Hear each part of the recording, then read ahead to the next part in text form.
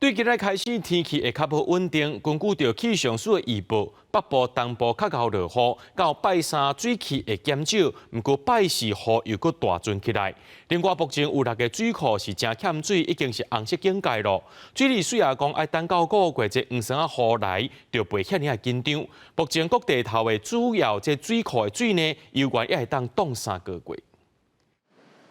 最近这几日日时拢真烧热，袂输已经热人咯。不过气象署表示，连绵要翻天，因为受到北边方面的影响，对拜一开始天气会较无稳定，北部甲东部较熬落大雨，到拜三水气会减少，不过拜四水气又搁会增加，落雨的范围嘛会变宽。18号会是锋面，目前看起来带来的水汽比较多的一天哦。那这一天的话，预计整个北部跟东半部可能会有些短暂阵雨出现。那从雨势的趋势图也可以看到，这一天的降雨呢范围是比较广的哦。那中南部的话，主要降雨还是集中在中午过后，山区可能会有一些午后阵雨的状态。虽望清明前后有落一寡雨，不过包括石门、石冈坝等等，已经有6个水库出现欠水的红色警戒。水利署指出，今年11月到过当年4月这段期间，台湾各地生成都较无啥雨水，等到5月黄霜雨落来，就较袂遐紧张咯。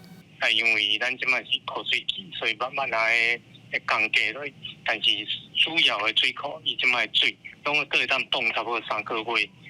左右，所以咱的用水是无问题。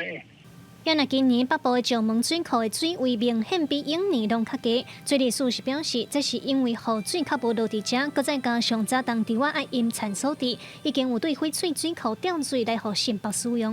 目前为止吼，对迄翡翠水库已经调过来水，每工有差不多81万左右的水吼，会使互石门水库原本要出来水会使减落来。目前水网是也无法度研判5月的黄霜雨会落偌济。水利署讲，因为趁即马也搁有东北季风的时势，也毋济来增加人工雨水库提早做准备。记者卢尚如、郑俊佑台北报道。